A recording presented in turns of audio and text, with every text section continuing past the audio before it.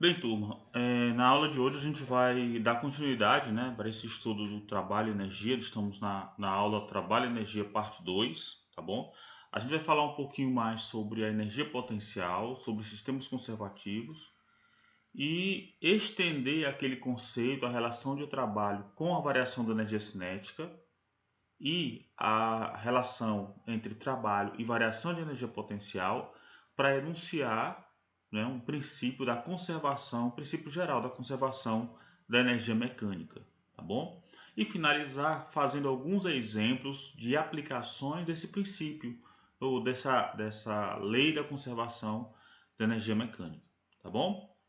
Muito bem, então agora vamos dar início falando de alguns exemplos, né, de aplicações da energia potencial, definição de energia potencial para alguns sistemas conservativos, tá bom? Então, como a gente já viu na última aula, a energia potencial ela é definida, né, para uma determinada posição R, tá bom? Então esse U de R aqui, olha, a energia potencial de uma partícula no ponto R que está sob a ação, né, ou sob está debaixo, né, de uma força conservativa, ou está dentro de um campo de força conservativo F, né, essa energia potencial ela é igual ao trabalho realizado por essa força quando a partícula se desloca do ponto R até o ponto de referência. Então ela sai do ponto R, onde eu tenho energia potencial, e ela vai até o ponto de referência. Então, matematicamente, a energia potencial ela é definida por essa expressão, né? A energia potencial no ponto R ela é definida como a integral desse ponto R até o ponto de referência de F interno dr, tá bom? Muito bem, então, sendo assim, a gente lembra, né, que sistemas conservativos é aquele em que o trabalho é independente do caminho, né? Desde que o ponto de partida e o ponto de chegada sejam os mesmos, né? Independente do caminho, o caminho não vai interferir no valor do trabalho, portanto, não deve interferir também no valor da energia potencial, ok? Então, como primeiro exemplo, né, para a gente considerar o significado desse conceito, vamos considerar o seguinte ponto, olha, a energia potencial de um corpo sob a ação da gravidade. Então diz o seguinte, calcule a energia potencial em relação ao solo, opa, já falou relação, já estou sabendo que é o meu referencial, né? Em relação ao solo de uma partícula de massa m na proximidade da superfície da Terra. Muito bem, então a ideia é exatamente essa, né? A gente vai calcular a energia potencial, tá bom? Eu vou escolher aqui, olha, o meu referencial, eu já sei como é que é o meu referencial, então eu vou escolher aqui como solo, tá? Então tá aqui o solo. E eu tenho um objeto lá, ó, de massa m, que está sob a ação da gravidade. Se está sob a ação da gravidade, então existe uma força, né, direcionada para baixo aqui, que é a força peso, ok? Muito bem, então se eu quero calcular a energia potencial, eu tenho que usar a definição. Eu posso utilizar assim, ó, energia potencial em R é igual ou definido, né, como a energia potencial, a integral, né, o resultado da integral da força F interno dr do ponto R até o ponto de referência, né? Em alguns livros a gente encontra também essa expressão, olha, o negativo da integral de F interno dr desde o ponto de referência até o ponto R de interesse, tá bom? Muito bem. Então essas duas expressões são equivalentes, porque eu só mudei os limites, né? Inverti os limites de integração, tá bom? Aqui nós temos que o P é a nossa força, né? Mais o deslocamento nós estamos medindo a altura, né? Então a referência, eu vou colocar aqui, ó, a referência é o solo, portanto a altura igual a zero e o ponto, né, onde eu estou calculando, onde eu estou interessado em calcular, ele tem a altura y igual a h, ok? Então, o deslocamento aqui é na vertical, o eixo y, e o dr é um dy, né, o deslocamento vertical, ou então eu posso escrever assim, ó, dy, y chapéu. Muito bem, então se eu faço isso, né, eu posso substituir os valores na integral, né? Então como é que fica, né, substituindo os valores na integral? Então eu vou ter, só para a gente lembrar aqui como funciona, né, como a gente pode aplicar esses conceitos, olha, eu vou ter aqui que na realidade esse U de R é igual a um U de R menos um U da referência, tá? Só que esse da referência aqui a gente considera zero, né? A gente iguala a zero porque que é a energia potencial no ponto de referência. Isso significa que aquele ponto é um ponto de referência porque a gente escolheu lá para ser a origem da escala de energia potencial, tá bom? Então isso aqui vai ser, eu posso escrever, olha, com menos a integral, o ponto é h igual a zero, aliás, eu posso até colocar assim, ó, y igual a zero, não é? E a altura final é y de P interno dy. Bem, então, como é que vai ficar? A energia potencial fica como sendo aqui, né, ó, U de R, tá? Aqui eu já posso colocar só U de R mesmo, não precisa colocar vetor, porque é só na vertical, tá bom? U de R vai ser igual a menos, aí eu coloco a integral de 0 a h, tá certo? Como aqui eu tenho P dy, P aponta para baixo e o dy aponta para cima, então vai ser módulo de P, módulo de dy cosseno de 180 graus, que é o ângulo entre P e dy, né? Esse cosseno de 180 graus aqui dá menos 1, que vai matar o menos 1 de lá de fora, né? Então, U de R, a energia potencial gravitacional para esse ponto, né, para uma massa que está lá na altura H, a partir do solo, usando o solo como referência, vai ser o peso, que é mg, tá bom? E a integral de dy é y, de 0 a h é h. Pronto, mgh. Então, essa é a energia potencial gravitacional, tá? Quando uma partícula de massa m, a gente está vendo aqui, a partícula de massa m, está a uma determinada altura, né, da superfície da Terra, okay? Usando o solo como referência, como unidade de medida de energia potencial. Tá bom? Um outro exemplo interessante, que é um exemplo muito clássico, né, bem interessante aí, é um sistema massa-mola, tá bom? Sistema massa-mola. Eu tenho aqui uma massa que está, massa M que está presa a uma mola, e essa mola tem um comprimento, né, um comprimento L0. Esse comprimento aqui é um comprimento relaxado, tá bom? Ela não está nem comprimida e nem esticada. Então aqui abaixo ela está esticada. Quando ela é esticada, aparece uma força contrária ao deslocamento. Da posição x igual a zero, eu desloquei para a direita. E aí aparece uma força na mola, aliás, que a mola provoca na massa, restaurando, trazendo ela de volta. Se eu comprimir a mola, aqui embaixo eu vejo isso, se eu comprimir a mola, vai aparecer uma força que a mola vai provocar na massa, restaurando ela para a posição inicial. Então essa força, ela é determinada pela lei de Hooke, tá certo? Que define, tá? A lei de Hooke que determina a energia, aliás, a força, a chamada força elástica, tá? Em uma dimensão, ela é proporcional ao deslocamento, tá? Observou-se que ela é proporcional ao deslocamento, a x, tá bom? O quanto foi deslocado aqui, ó, isso aqui, tá bom?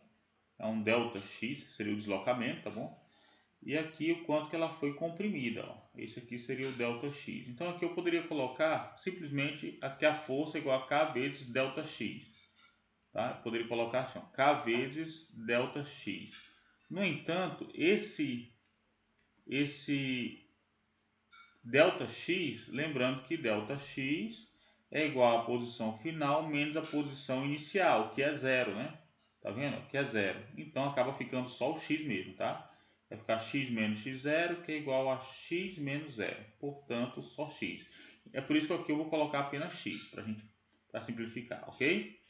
Além disso, a força, essa força elástica, ela é uma força restauradora. Se eu deslocar para x positivo, ela tem sentido contrário ao x, tá? Como a gente vê aqui na segunda imagem, né? Como a gente vê aqui, tá?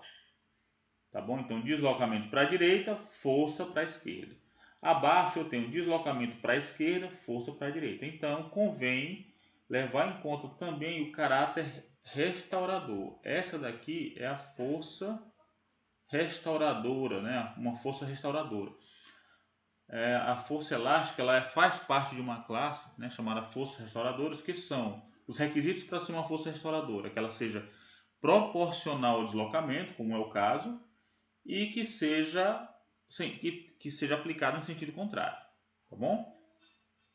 Muito bem, então para eu aplicar isso daí, agora eu vou aplicar o conceito, né, a relação U de R ou U de X, tá? Eu vou fazer assim, U de X, ele é igual a integral ou ao negativo da integral, tá bom? Da referência até uma determinada posição x, né? Eu coloquei o negativo já, invertendo aqueles limites lá da definição de f dx, ok? Logo, aqui quem é o f, né? Eu vou colocar o caráter vetorial aqui e vou colocar x chapéu aqui, ó, para ficar vetorial. Então, f, tá bom? F vai ser, posso colocar assim, ó, o f é igual a menos kx x chapéu e dr lá é igual a dx x chapéu, ok? Então aqui vai ficar menos a integral de 0 a x de menos kx' x chapéu. X' aqui é a variável de integração, tá? Interno x chapéu dx', tá bom? X' variável de integração, x é limite. Muito bem, então isso aqui vai ficar como? Vai ficar o k o menos k é constante, será integral. X interno, x chapéu interno, x chapéu dá 1. Então vai ficar a integral de 0 a x de x dx. Então, como a força elástica ela é oposta ao deslocamento, esse sinal de menos vai cancelar aquele sinal de menos, de modo que isso aqui fica positivo. K, a integral de x dx, de x', a integral de x' dx' de 0 a x. Logo, o U de x vai ser, a integral de x vai ser x2 sobre 2 de 0, né, de 0 a x. Então, aplicando os limites, o U de x fica 1 meio de kx2, ok? Essa é a energia, é a expressão que dá a energia potencial elástica, tá? Ela é uma função quadrática em x. Ela é uma função quadrática em x, ok? Então é interessante notar também que, embora para qualquer deslocamento x que eu tiver, ou comprimindo a mola para x negativo, ou esticando a mola para x positivo, a energia potencial ela vai ter sempre o mesmo valor, tá? Porque ela é uma função par, ela varia com o quadrado de x, tá bom? Então o gráfico da energia potencial com o deslocamento, da energia potencial elástica, né, com o deslocamento é uma parábola. Então, para o mesmo deslocamento, se eu deslocar 1 centímetro para a direita, eu vou ter uma energia potencial elástica, e 1 centímetro para a esquerda, ou seja, menos 1 centímetro em x, na realidade eu vou ter a mesma energia potencial elástica, tá bom? Então é um ponto interessante a respeito da energia potencial elástica, que é muito utilizada também em modelos vibracionais de moléculas, né? Então a gente utiliza muito esse perfil de energia potencial para descrever o movimento, né? A ligação molecular, a ligação covalente ou iônica que existe entre átomos dentro de uma molécula. É claro que o comportamento lá ele não é estritamente descrito por um oscilador harmônico, né? Que é esse tipo de sistema massa-mola que a gente está escrevendo aqui com essa energia, tá bom? Na realidade, o caso mais geral são osciladores anarmônicos, que variam com x ao cubo, x a quarta, é uma série de potências, uma série infinita de potências de x, tá bom? Mas para pequenas oscilações, o oscilador anarmônico ele coincide com o oscilador harmônico, com esse perfil de energia potencial. Bem, vamos considerar agora um outro tópico aqui muito importante, tá bom, no nosso estudo, que diz respeito, né, à conservação da energia mecânica, tá bom? Conservação da energia mecânica. Agora, antes de enunciar a energia mecânica, a gente vai considerar a propriedade, né, de uma grandeza, levando em conta a ação do movimento em queda livre, como nós estamos vendo aqui, tá? Vamos tomar como modelo um sistema, tá, que está sob a ação da gravidade e então ele despenca, né, de uma altura inicial, tá certo? E adquire velocidade. Então a gente também percebe que enquanto o objeto está lá no topo, ele tem energia potencial, mas se ele é abandonado do repouso em queda livre, a sua energia cinética é zero.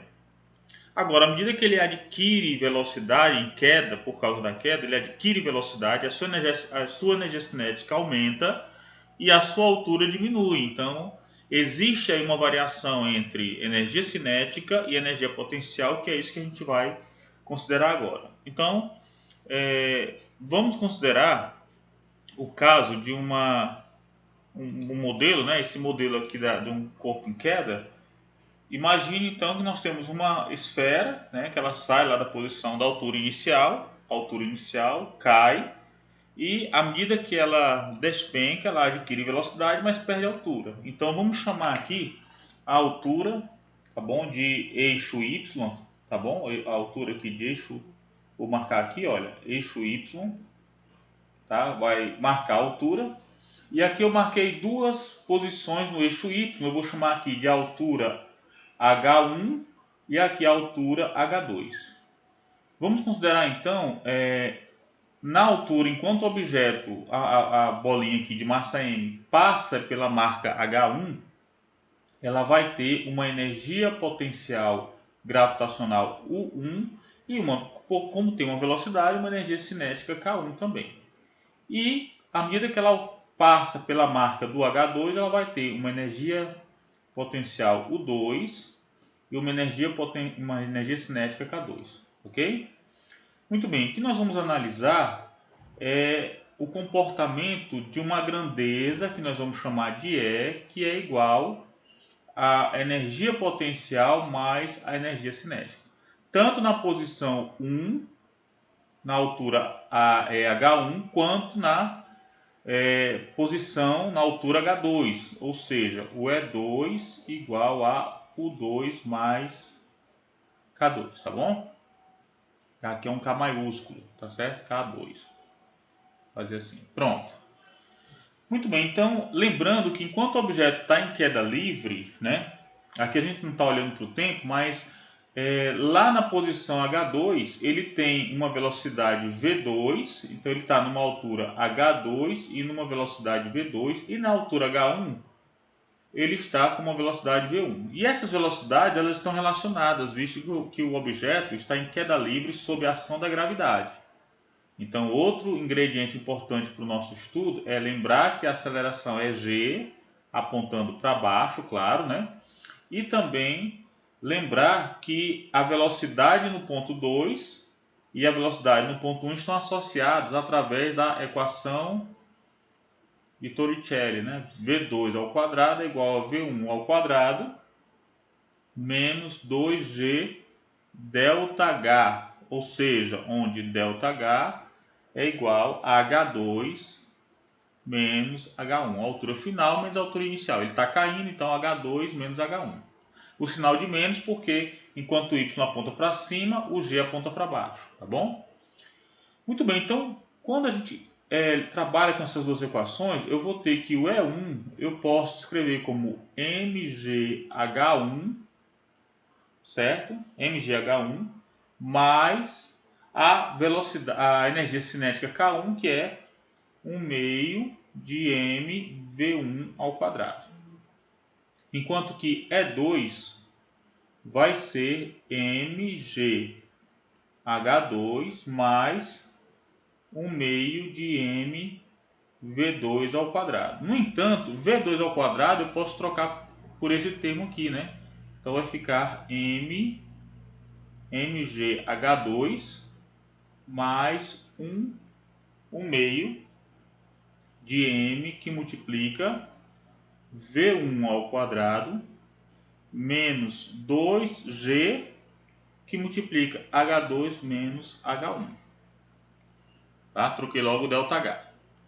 Bem, trabalhando aqui vai ficar mgh2 mais... Aí eu vou fazer aqui a distributiva, né? Vai ficar 1 meio de mv1 ao quadrado menos mgh2, né? Eu fiz esse com esse, agora esse com aquele, usando o H1, e agora eu vou fazer a mesma coisa usando usando H2, agora eu vou fazer a mesma coisa usando H1. Então vai ficar mais mgh1.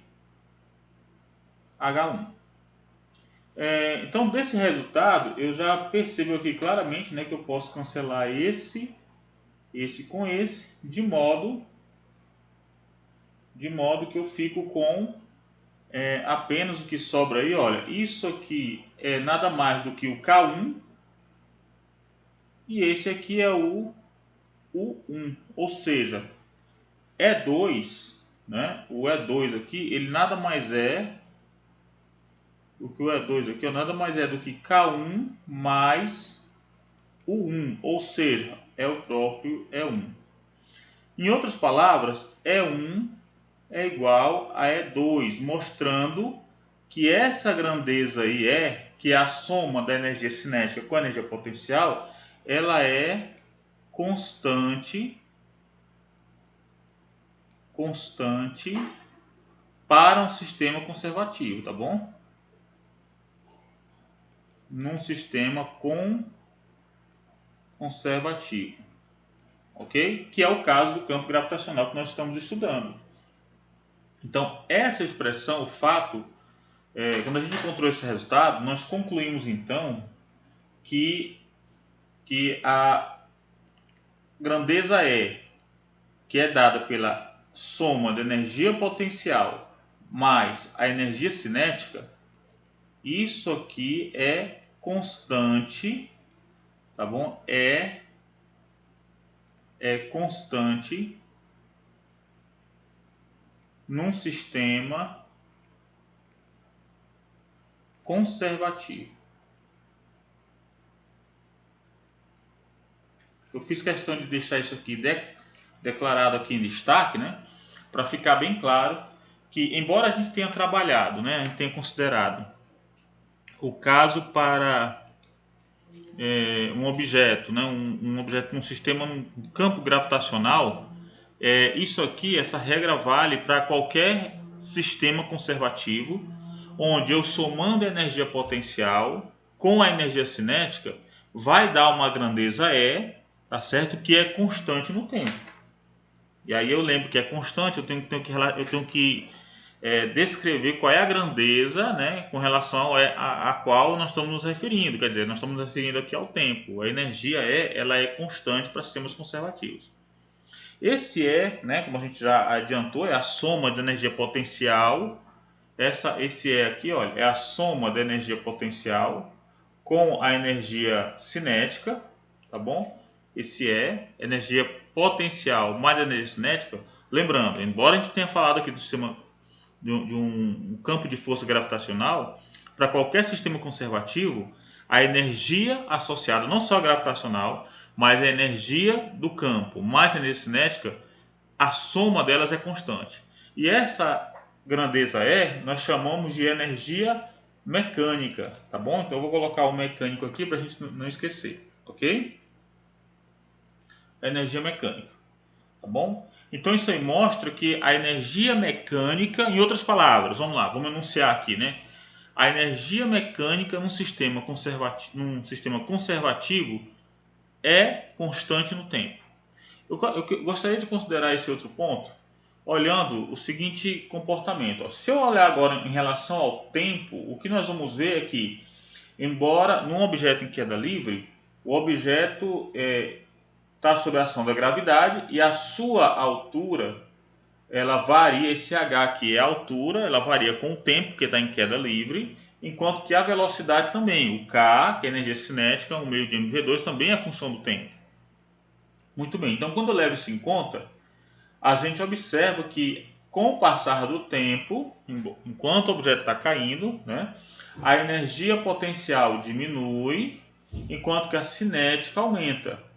A soma, num determinado instante, a soma dessas duas grandezas dá um valor E constante, tá bom? Então, se isso aí é constante no tempo, eu posso também fazer o seguinte, né? Eu posso também escrever assim, olha.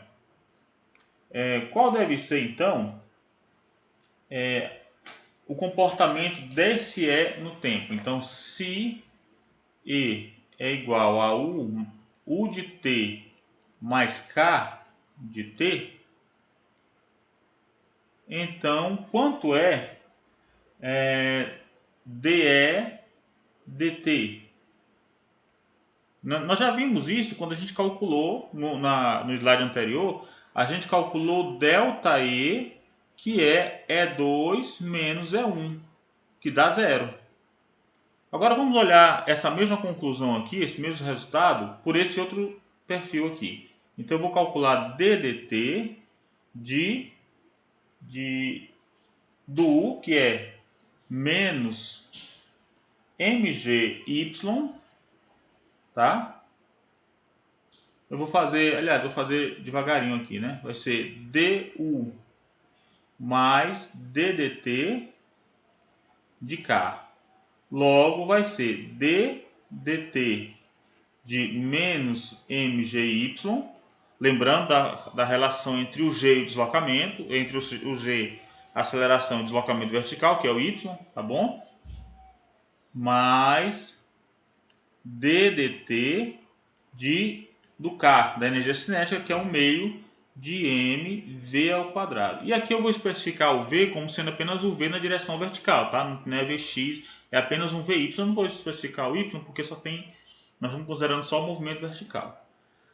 Pois bem, então aqui o que é que nós vamos ter, né? A gente pode colocar essa primeira derivada, eu vou derivar em y, né? Vai ficar menos mg dy dt mais 1 meio de m dt de v ao quadrado, ou seja, vai ficar menos mg dy dt é v, é a velocidade, né? Fica menos mg v, isso aqui é v, e essa derivada vai ficar mais 1 meio de m que multiplica 2v dv dt, ok? Logo, o que nós vamos ter? Quem é dE dt? Vai ser menos mgv, tá bom? Mais aquele 2 cancela, né? O 2 vai cancelar lá, né? O 2 cancela, vai ficar em esse resultado aqui, dv dt, é a própria aceleração da gravidade, né? Tá bom? O v já está apontando para baixo, não precisa colocar menos, porque o v e o g já estão no mesmo sentido, apontando para baixo.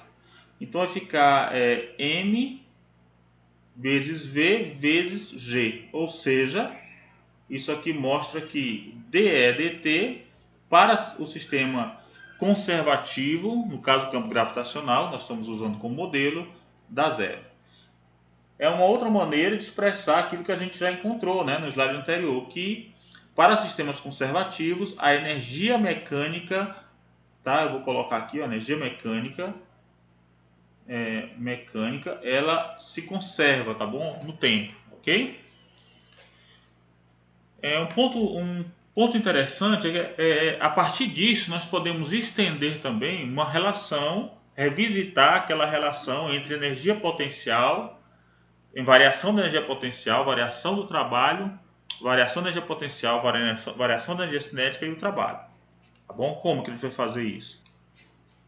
Então, a gente viu, né, chamou aqui a energia mecânica, tá certo? A energia mecânica como sendo igual a K mais U, a energia cinética mais a potencial, tá bom? Vimos também que no nosso exemplo de queda livre, E1 é igual a E2.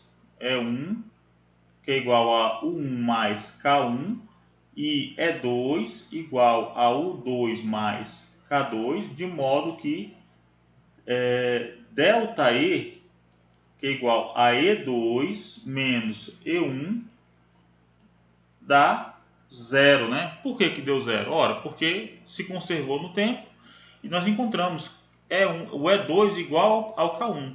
Aliás, o E2 igual ao E1, ok? Muito bem, então nesse sentido, quando eu escrevo isso, eu lembro também de outra relação, né? Isso aqui me leva a mostrar que se ΔE é igual a zero, então ΔK mais U é igual a zero. Ou seja, ΔK mais U é igual a ΔK mais ΔU. Logo, quem é o ΔK? Vai ser K2 menos K1 mais ΔU, que é U2 menos U1, igual a zero. Então eu posso organizar o seguinte, lembrando que ΔK é igual ao trabalho realizado por uma força. Então, se ΔK mais ΔU é igual a zero, daqui a gente tira que trabalho é igual a menos ΔU. Tá? Isso aqui nós estamos tirando da seguinte relação, né? Primeiro, lembrando que o trabalho é igual a ΔK, logo o trabalho também vai ser igual a menos ΔU. Tá bom? Vou colocar aqui para ficar mais fácil de ver. Por outro lado, dessa relação também temos ainda, né?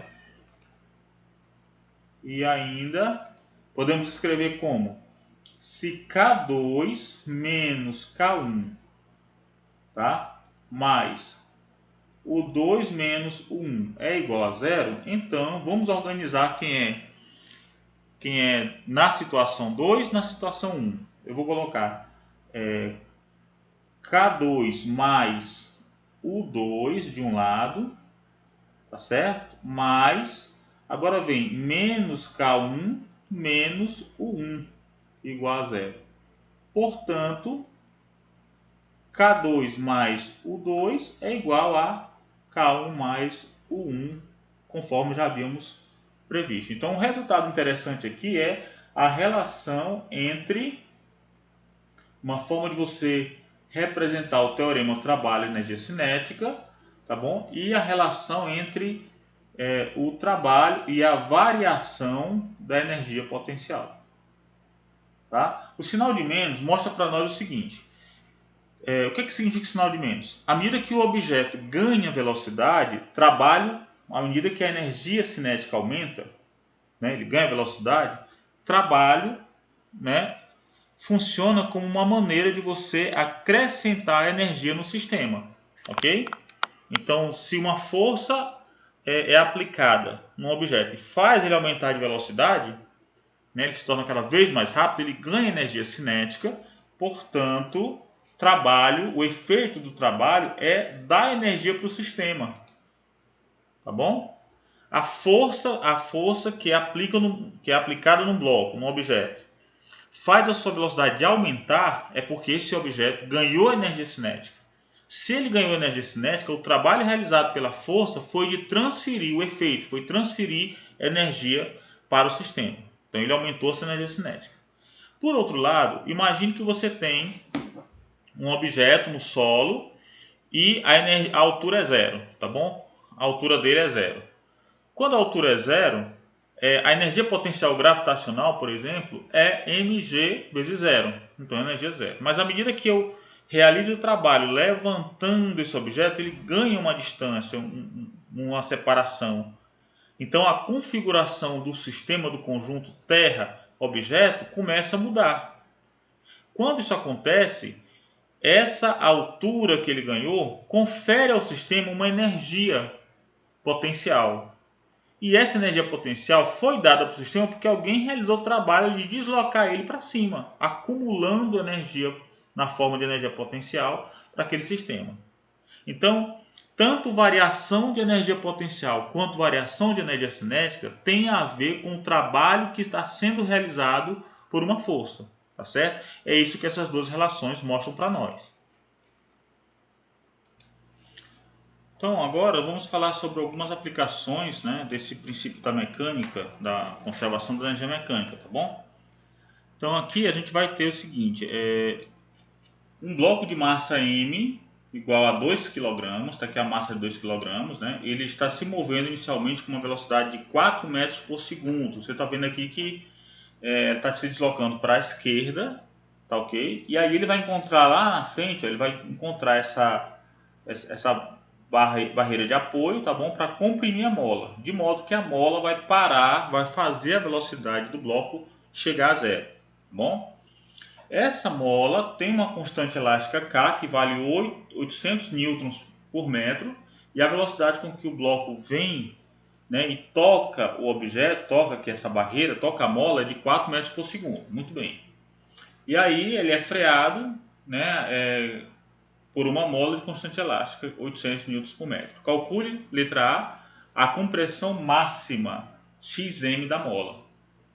Tá bom? E na letra B, a velocidade quando a compressão da mola é a metade dessa compressão máxima. Então vamos lá, vamos fazer por partes aqui, né? Letra A primeiro. Na letra A nós temos o seguinte. A gente tem que lembrar aqui que a situação é essa, né? Aqui eu vou ter, num dado momento, né, a mola que está comprimida aqui, olha, isso aqui é a posição da mola relaxada, ela não está comprimida nem esticada. E aí o bloco vai chegar num dado momento e vai tocar, tá bom? Vai tocar aqui essa mola, ok? Com velocidade V0 da esquerda, tá? Nesse momento, a partir desse momento aqui, essa massa de 2 kg, ela começa a comprimir a mola, de modo que o estado final é a mola alcançar, né, ela adquirir aqui a mola adquirir um certo comprimento, tá? Menor, vai ficar comprimida aqui, ó. Então o comprimento da mola é menor agora, vai ficar comprimido até que o bloco pare, né? A velocidade final do bloco aqui agora vai ser zero, tá bom? Então esse aqui é a compressão da mola em x igual a zero, tá bom? Isso aqui virou xm, tá certo? Virou xm. Muito bem, então eu vou desenhar melhor isso aqui para não ficar confuso, né? Tá certo? E aqui a gente tem, né, o solo onde a massa M está apoiada. Então eu quero saber qual é essa compressão máxima aí. Ora, eu vou considerar duas situações. A primeira situação é uma situação inicial, quando o bloco tem energia cinética, mas não comprimiu a mola, então não tem energia potencial ainda. E a situação final, com uma energia mecânica final, quando ele comprimiu a mola, transferindo energia potencial elástica na compressão da mola, de onde? Transferindo de onde? Da energia cinética. Então, a energia mecânica inicial é uma energia cinética mais energia potencial inicial. Só que, enquanto o objeto estava andando, a mola não estava comprimida, então não existia energia potencial ainda associada ao sistema. Isso aqui era apenas a energia cinética inicial do bloco. No final, quando finalmente a mola para o bloco, nós vamos ter uma energia mecânica final que é igual a K mais U final, só que quando o bloco para, obviamente, a energia cinética é igual a zero. Então, só sobra aí a energia potencial de compressão da mola, que é a energia final. Ora, pela conservação da energia mecânica, e a gente sabendo que a energia, que esse sistema aqui, que a força que atua no sistema é a força elástica, que é conservativa, então eu sei que a energia final, a energia mecânica final, a energia mecânica final é igual a energia mecânica inicial, que na realidade vai ser K mais U final igual a K mais U inicial, como a gente já discutiu lá em cima, né? Aqui vai ficar U final igual a K inicial, visto, né, que no final a energia cinética é zero e inicialmente a energia potencial elástica de compressão ou de estiramento da mola é zero também. Bem, desse modo, a energia potencial final ela é dada por 1 meio de Kx máximo ao quadrado, que é isso aqui, tá bom? Igual a 1 meio de K V0 ao quadrado. Aliás, é 1 meio, né, de MV0. Aqui não é K não, aqui é M, né? MV0 que nós estamos falando da energia cinética, tá?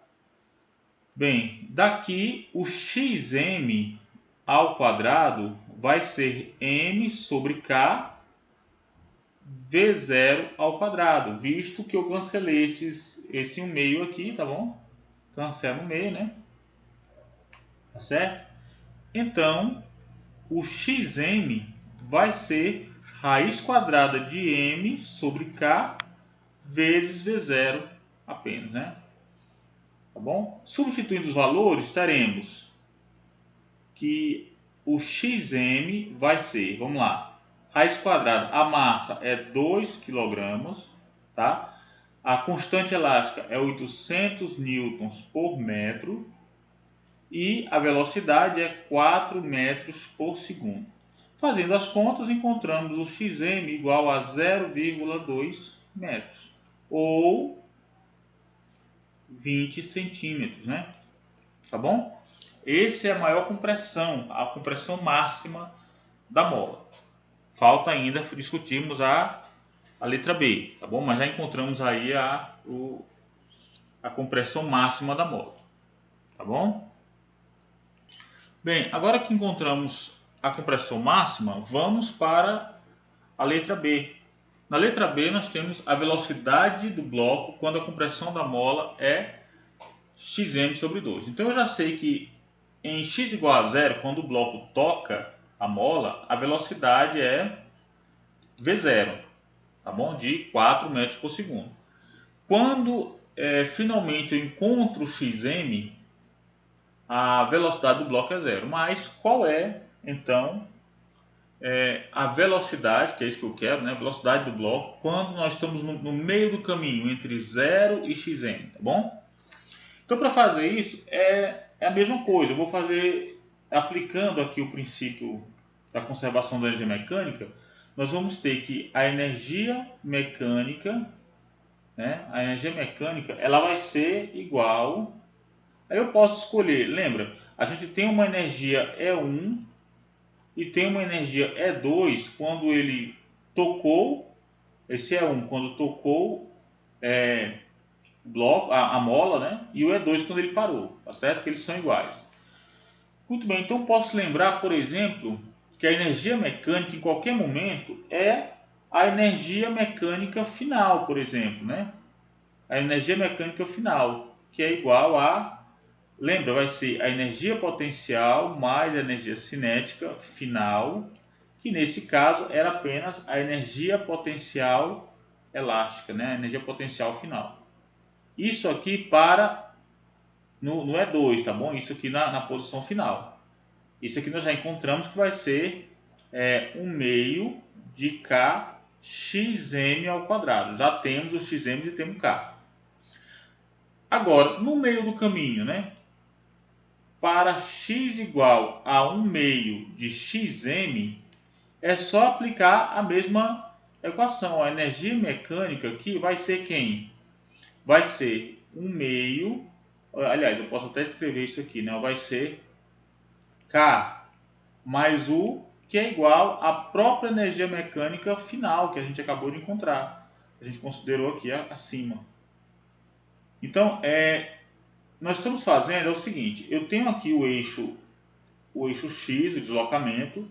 Essa posição aqui é a posição x igual a zero. O bloco vem aqui com velocidade v0, tá? Ele comprime a mola até aqui, o x máximo. Aqui as circunstâncias são v igual a zero, tá? X igual a x máximo. Aqui v, a velocidade v é igual a v0, mas não é zero, tá? É 4 metros por segundo. E o x é igual a zero. O que nós queremos agora é considerar o caso quando nós estamos aqui, ó, exatamente aqui, tá? Quando o bloco está assim, ó, tá? Aqui é x igual a xm sobre 2. Aqui nem a compressão, nem o x vai ser zero, porque é metade do xm, e nem a velocidade é zero, porque ele só vai parar ali no xm. Então aqui ele vai ter um v, aqui nesse caso ele vai ter um v e vai ter um x. Logo, daqui nós temos que a energia mecânica aqui vai ser 1 meio de mv2 mais 1 meio de kx2, só que esse x2 aqui é xm sobre 2, tá certo? Tá bom? Vou escrever isso aqui, mais 1 meio de kxm sobre 2 ao quadrado, tá bom?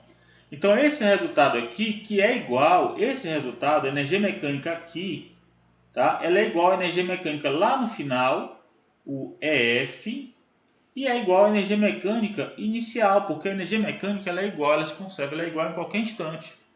Então eu posso escrever o seguinte, olha, isso aqui como sendo 1 meio de mv2 mais 1 meio de kx ao quadrado, que esse x aqui é a metade do deslocamento máximo.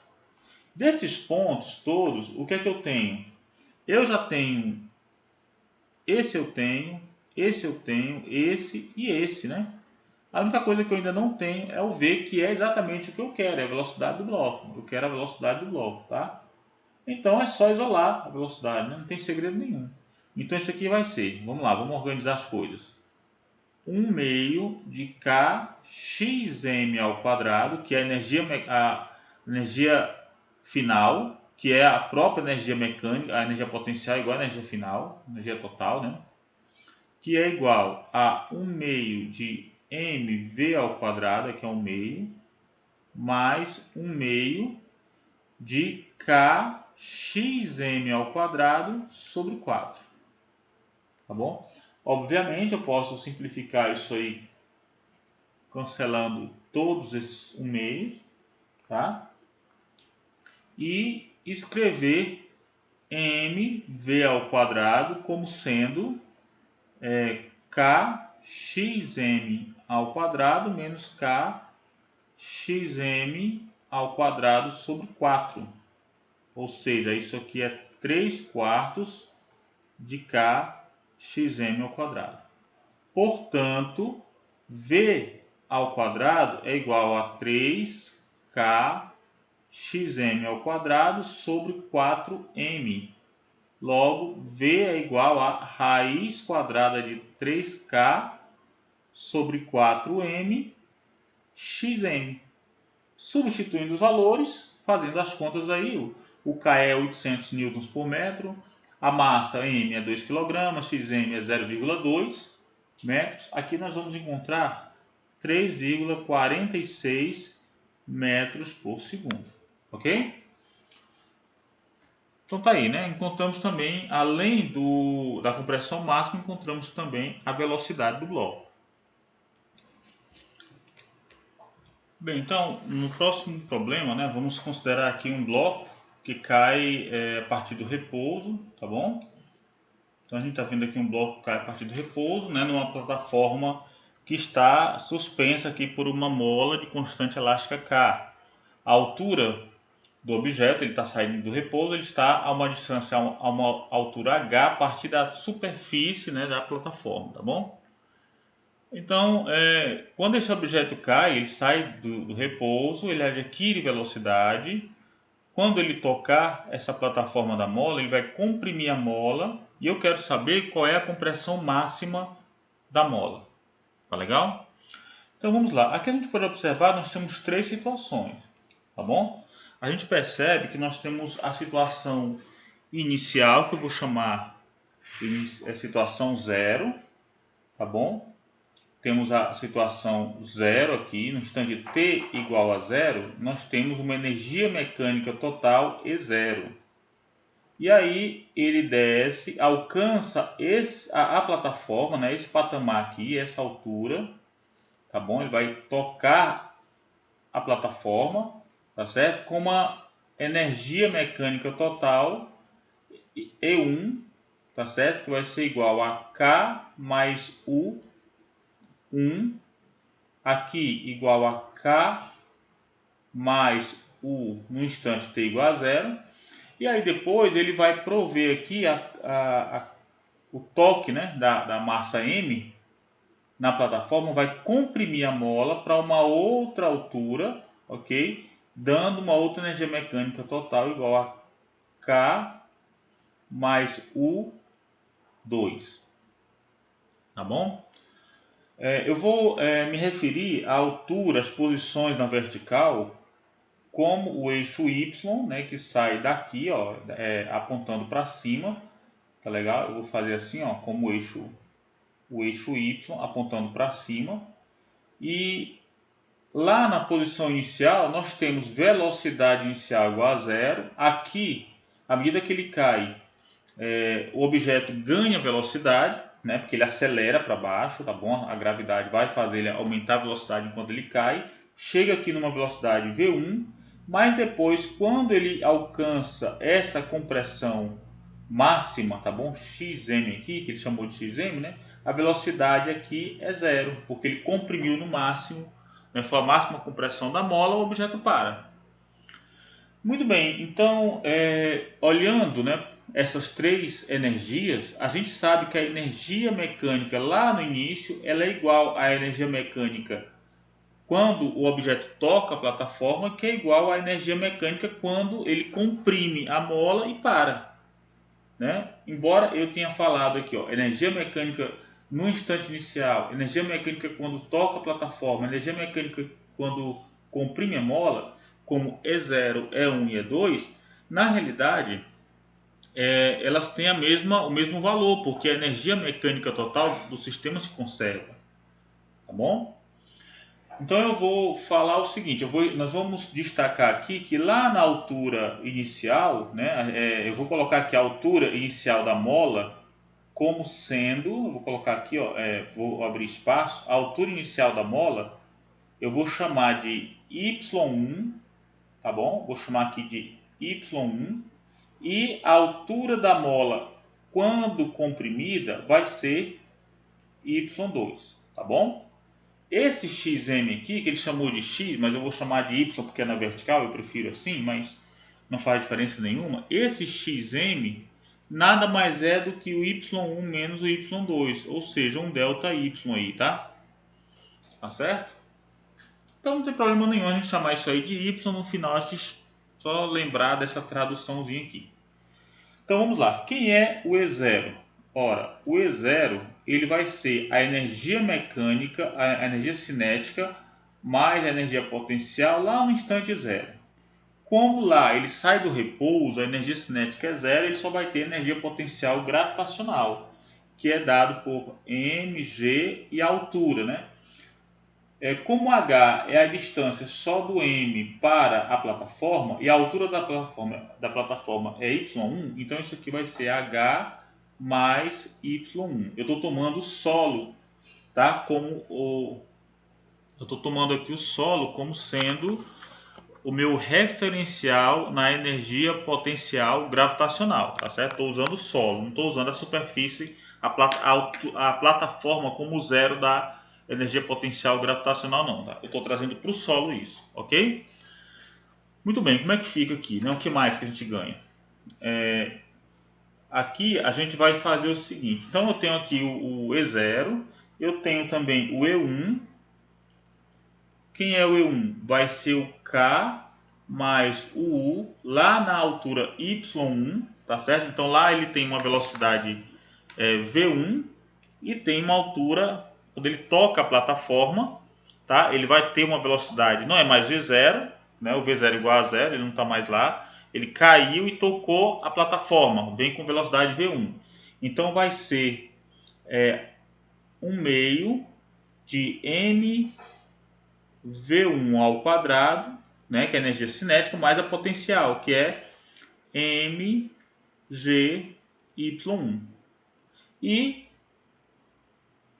quando finalmente ele toca a plataforma e comprime a mola até a compressão máxima, ele para e fica apenas com uma energia potencial gravitacional e a energia potencial elástica. Então isso aqui vai ficar igual a K mais U no ponto 2, lá na compressão.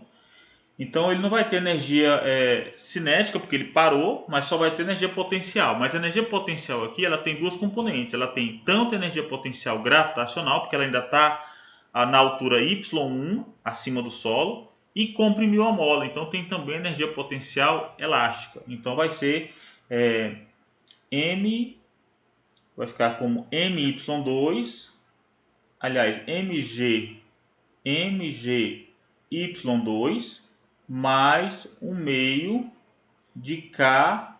A compressão, quem é a compressão?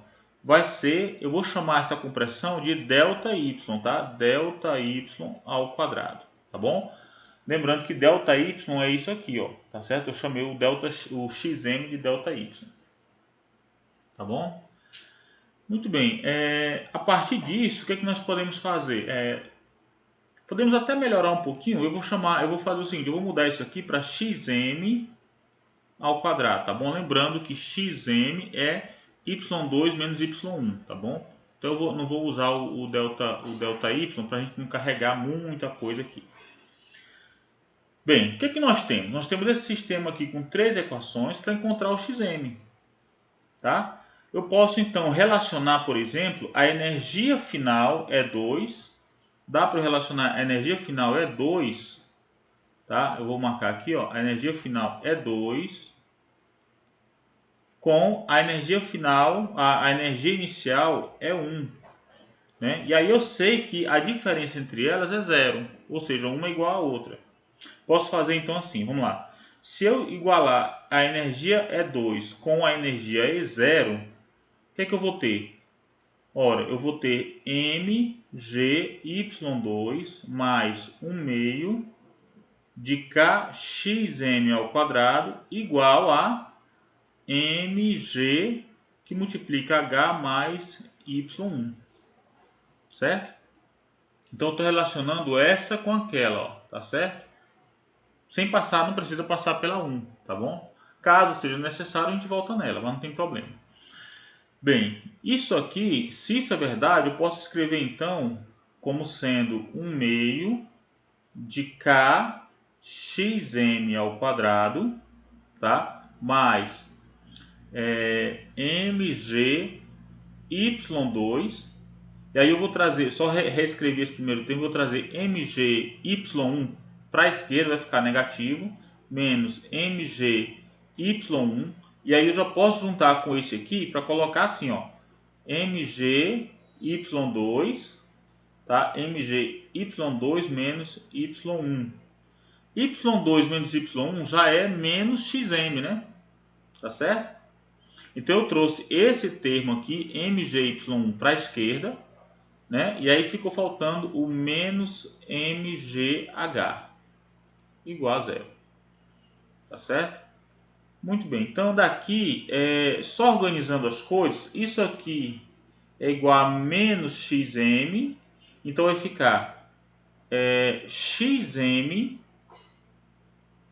vou colocar aqui devagarinho, vai ficar 1 meio de k xm ao quadrado menos mgxm menos mgh igual a zero.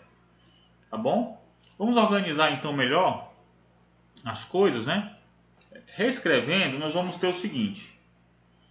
Nós vamos ter que 1 meio de k xm ao quadrado menos mg xm menos mgh igual a zero. Então eu posso reescrever xm ao quadrado menos 2mg sobre k que multiplica xm menos 2mgh sobre k igual a zero. Então a equação do segundo grau para a gente resolver, né? Quem é que é o x aí, né? Xm, né? O x máximo aí vai ser igual a mg sobre k mais ou menos raiz quadrada de mg sobre k ao quadrado mais mgh sobre k. Ok? Então, nesse caso aí, a gente tem dois valores, tá? Quando a gente tem dois valores, o xm, esse xm aqui é uma compressão. Se ele é uma compressão, ele não pode ter valor negativo. Por quê? Vamos lá. Se eu estou na posição inicial e aí eu comprimo, eu estou promovendo um deslocamento, certo? Se eu considerar, por exemplo, o valor com sinal de menos, pode ser que esse termo aqui ele seja maior. Se isso aqui for maior do que mg sobre k, esse xm vai dar um valor negativo, indicando que ao invés do objeto comprimir a mola, ele vai tocar na mola e vai esticar a mola. Isso não faz sentido, tá bom? Então, por conta disso, né, é que a gente lembra como x máximo tem que ser positivo, tá? Então x máximo ele é igual a mg sobre k mais, né, raiz de mg sobre k, tudo isso ao quadrado, mais mgh sobre k. Ok? Lembrando aqui, olha, lá no exemplo, no slide anterior, a gente viu que o x máximo era y1 menos y2, tá bom? X máximo, a gente considerou ali o x máximo como sendo y1 menos y2. Então, y1 é isso, olha. Y1 é isso, tá bom? E o y2 é quando ele comprimiu, isso aqui virou o y2. Tá bom? Então, y1 sobre y2 é menos y2. Se a gente colocar, admitir que o x máximo, que esse valor aqui tem o sinal de menos, então pode ser que essa combinação de valores dê um valor maior do que mg sobre k, de modo que x máximo seja negativo, indicando que o y2 na realidade não foi menor, ele foi maior. Tá? Ou seja, ao invés do objeto tocar na plataforma e comprimir, ele esticou a mola. Por isso não faz nenhum sentido. Então, concluindo, né, o resultado é esse aqui, né? Nosso resultado é esse, ok? Muito bem, então só o que a gente fez aqui foi aplicar a conservação da energia mecânica. A energia mecânica em sistemas conservativos, né, a energia mecânica em qualquer instante vai ser igual à energia mecânica em instantes posteriores. Tá aí, pessoal. Então, aqui nós finalizamos, né, a aula de hoje, tá bom? E na próxima aula nós encerraremos esse conteúdo de trabalho e energia, certo? Vamos comentar um pouquinho sobre as propriedades, né? O cálculo da força a partir do potencial, né? Já calculamos o potencial a partir da força, vamos fazer o inverso agora, tá bom? E depois comentar um pouquinho sobre forças conservativas em uma dimensão, a representação gráfica, né, de como é que a gente consegue interpretar um gráfico né, e tirar a informação do sistema a partir disso, e depois concluir com energia e massa relativísticas. Tá bom, pessoal? Então, pessoal, até a próxima aula.